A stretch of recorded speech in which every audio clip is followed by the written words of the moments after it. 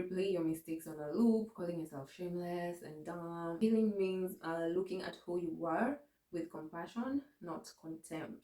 Don't tie your value based on how well you perform something, because the days that you will not be able to perform well in that thing, you'll feel worthless. There's times you will need to listen to your gut for it to save your life. So this is self-rejecting, obviously, because if you can't depend on your gut, it's going to be hard. Hey guys, I was just going through my playlists here on YouTube and I noticed I have a playlist on self-development, and I haven't been doing so many videos regarding self-development. So I was like, yeah, maybe this is a thing I should keep doing, since I used to enjoy doing it. And it's just that I concentrated more on like the financial part. But I don't want us to just be women who know how to handle their money, but they don't know like how to handle other aspects of their lives. So definitely we'll be having like different conversations, because we are trying to be holistic human beings, not just be rich. And today's topic is quite interesting. It's just ways in which you are rejecting yourself without even realizing it. So let's get right into it. So one of the ways is downplaying your achievements. You do something really good, you do your job well, you get through something tough, and people are congratulating you and telling you that you did really well, and you're like, no, don't mind, it's nothing. Yeah, anyone could have done it. Yeah, that's self-rejection. You are teaching your subconscious mind that you are not worthy of being validated, you're not worthy of being seen.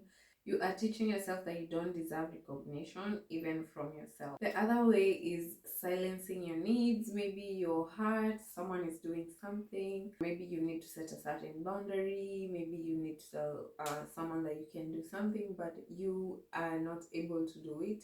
You push down your needs. You're like, maybe I'm being too much. Maybe I'm being too sensitive. A scenario as easy as maybe you're at the salon and the salonist is like making your head really hurt by just being rough. You can as well tell them to take it slow, but most of us find ourselves like enduring through it and be like, let me just not disturb. Yeah, you're pushing down your needs and you're teaching yourself that you don't deserve to be listened to. So stop rejecting yourself by silencing your needs. You need to be heard. You need to listen to yourself. You need to validate what you're feeling. Don't just push everything down, because when you do that, you are making yourself smaller. And most of us do this because we are like, maybe if I do that, it will push them away or whatever. But if you notice, people who know how to set boundaries even get more respect. So maybe someone is doing something that is hurting you, even in your relationship, in your friendship, in at work. Yeah, like you can just set a boundary. It doesn't mean that now setting a boundary, now we're enemies or I'm rude. Like, especially Africans, we have not been taught just to be upfront. You need to teach yourself. I know it's not easy, but yeah. The other way is criticizing your own emotions. Maybe you're feeling too emotional. Maybe you cry and you're like, gosh, I'm just being too much. I'm just a drama queen. I'm just blowing this up and it's nothing. But you're silencing your emotions. You know, you're rejecting your own emotional experience. Your emotions are supposed to be heard, not like silenced. And I know most of us don't really like that, because we like escaping, we like doom scrolling, watching TV.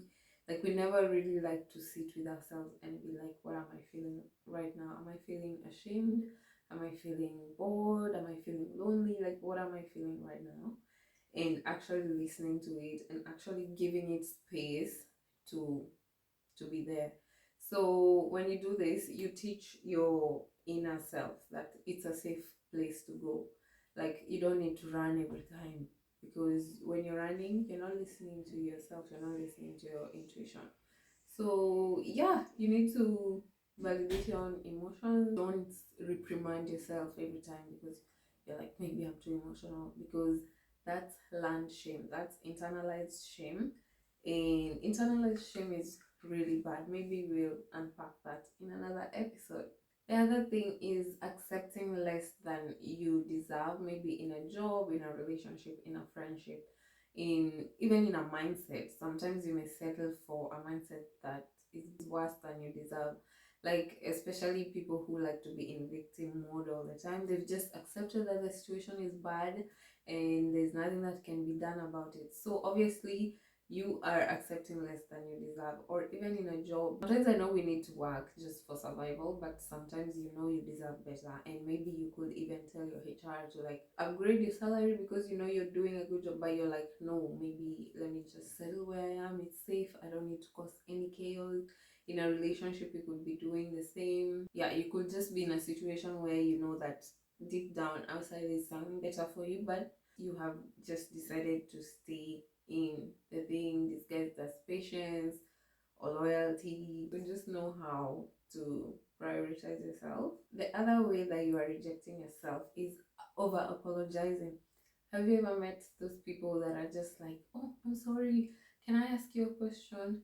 I'm sorry for disturbing you, but can I, like, they're borrowing permission just to exist. Someone steps on you and you're like, oh, I'm sorry. I know sometimes it's just like reflex and it's kind to just apologize and let it go. But sometimes some people just apologize. You're apologizing for taking up space. And this just subconsciously tells you that you are not deserving even to take up space. You just like to be timid, even at work. You never say, you never voice out your suggestions, you never give out your thoughts. You're just like in a corner. That unnecessary apology chips away at your worth. Instead of saying sorry for taking your time, you can say thank you for your time.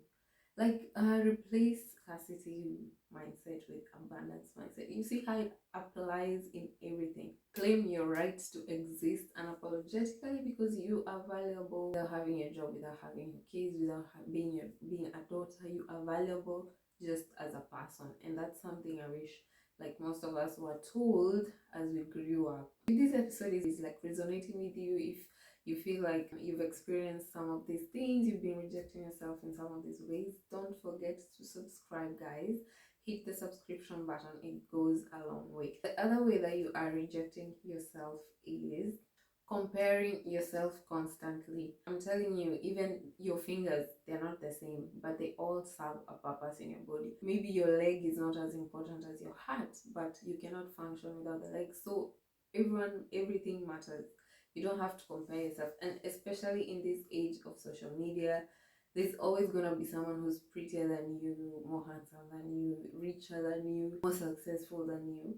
But that's why I keep talking in my channel. I keep talking about like the idea of enough. Like, what number is enough for you to feel grateful?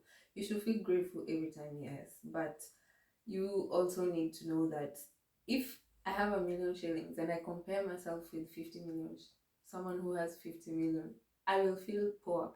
If someone who has 10,000 Kenyan shillings compares themselves with me, they will feel poor. There's no standard of like all of us should be at this job, at this marriage, at this stage of life, at the corporate ladder, at this time of the life. Like comparison is the thief of joy. I know most of you know that. And self-acceptance begins when you stop treating your life like a race. Sometimes you'll have to understand that some people will achieve things faster than you, or you will achieve things faster than them, but it's a personal experience. You don't need to let comparison steal your joy, because now you'll constantly be burnt out, you'll constantly be comparing, you'll constantly hate your life, you'll constantly reject your own experience. And that's the thing that we are talking about. Don't reject, don't self-reject. The other one that is very interesting is avoiding yourself. And even me, I struggle with this. I could spend a lot of time alone, but I'm never really alone. It's either I'm on my phone talking to someone, or I'm doom scrolling, or I'm watching, or I'm creating content, or like I'm never really just present and with your thoughts and like just sitting down and allowing whatever is in your mind to crop up. So most of us are distracted, especially in this age of social media. Have you ever noticed that there's no time that you ever sit down? There must be some music at the background, your phone, your laptop, like we're always in a state of distraction. So when you avoid yourself, you're teaching yourself that you don't want to be with yourself. Who would want to be with you if you don't want to be with yourself? Like, learn solitude, learn how to just enjoy your own company, learn like to just be present in the things. Because in this age of like chasing everything, like hustling, we're always focused on the goal, the goal, the goal, the future, you know, the bag. We are never like really in a state of calm, in a state of solitude, in a state of just silence.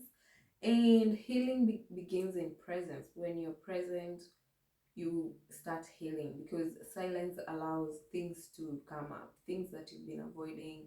Maybe you've been avoiding feeling lonely, maybe you've been avoiding feeling bored, maybe you've been avoiding feeling shame, or maybe you've been avoiding feeling pain. All these things come up when you're silent, and that's why healing begins when you're present. So you need to be present in order to heal, and you need to be present in order to stop self-rejecting, in order to reinforce the belief with yourself that you are someone who can be with yourself. Like, it's a safe place to be with yourself, it's a safe space to be with me. I'm not trying to run from myself. The other one is trying to earn love or trying to prove your worth, and this has been reinforced in most of us, especially in school. I remember, especially in my high school, like, if you don't get an A or a B, like, it's like you're doomed for life. If you don't get this kind of job, if you don't get this kind of partner, if you don't get this kind of thing, you're doomed. So we always needed to perform, we always needed to be on the right side of the teacher, we always needed to be on the right side of our parents, we don't need to disappoint them, we always needed to be like performing good grades. So we tied our value on the things we achieved. So if I'm not achieving, I'm not valuable. That's what it teaches your subconscious. So you need to believe that you are worthy, you are valuable despite everything.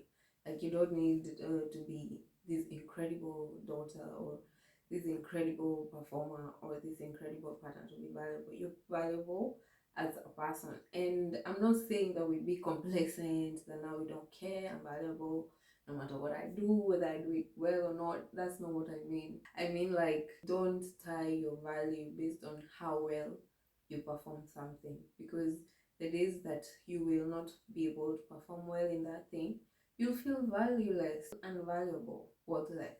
Trying to prove our worth or trying to earn love makes us be people pleasers. We overgive, we are like not respecting our own boundaries, because I'm trying to show you that I deserve love, so I'm trying to do everything. Don't self-reject. And just learning that you're valuable just as a person makes you accept yourself.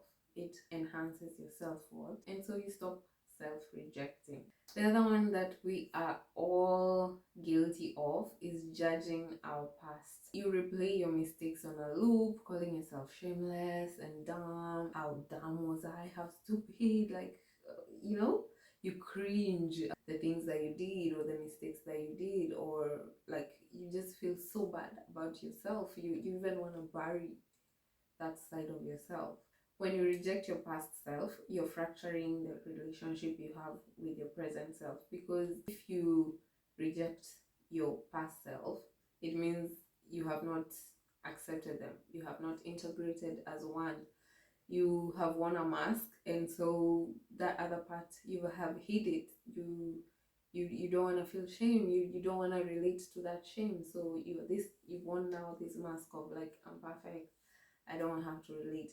But now when you face and you forgive yourself and you integrate with your pain and you integrate with your shame and you integrate with like your loneliness, when you integrate yourself with all these things that you would rather avoid, it even eases the burden in you. It allows you to look at yourself with compassion, and it's easier to change when you look at yourself with compassion as opposed to shame. When you're constantly shaming yourself, you'll not be able to change as fast as you will change when you look at yourself with love. Like, I did what I could at that stage of my life with the information that I had, and it's fine. She got me through that part. She actually deserves a hug and an apology, as opposed to like, oh my gosh, she was so dumb, she was so stupid, I don't know what she was doing, I want to avoid her. So healing means looking at who you were with compassion, not contempt.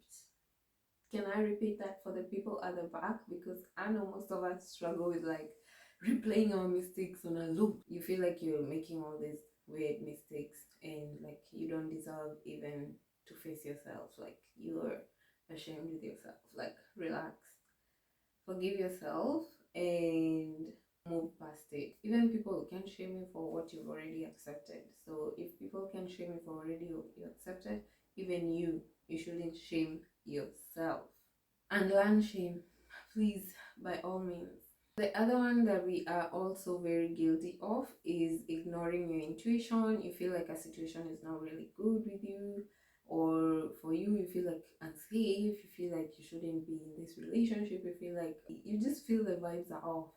You just feel the vibes are off, like maybe someone is being too good to you, maybe they're planning on conning you, like you just feel the vibes are off, but then we go on and doubt our gut and be like, maybe I'm just overthinking. And sometimes you just like say yes even when you meant to say no. Sometimes you're just betraying your intuition, you're just betraying yourself. And what you teach yourself is that you can't trust yourself, you're not trustworthy. So this is self-rejecting, obviously, because if you can't depend on your gut, it's going to be hard, because there's times you will need to listen to your gut for it to save your life. So learn to listen, and this also comes with those moments, like I've said, of silence. Learn to listen to your body, to your gut, and that way you will rebuild self-trust.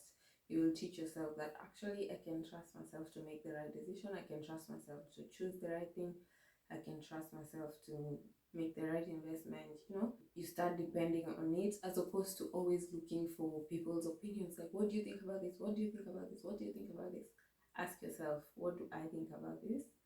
And listen to yourself. So maybe you are taught to tone down your emotions, tone down your feelings, tone down your sexuality, tone down, like maybe you were just taught how to doubt even your intuition, or maybe you just stayed small because you're afraid of like standing up to authority, or just to stay safe. But that doesn't have to be you anymore. You can now stop self-rejecting by starting to do the opposite of everything that we've talked here. You can start listening to your gut, you can start validating yourself, you can start appreciating your achievements. You can start setting boundaries, and every small act of self-acceptance rebuilds the relationship with yourself. So guys, if you enjoyed this video, don't forget to do all the necessary stuff, and also comment if you'd like more of this personal development stuff. I'll put it in the playlist under it. And also, if you want to catch up on every other thing money wise, Australian life, go through all the other playlists, and I will see you in the next video. See you.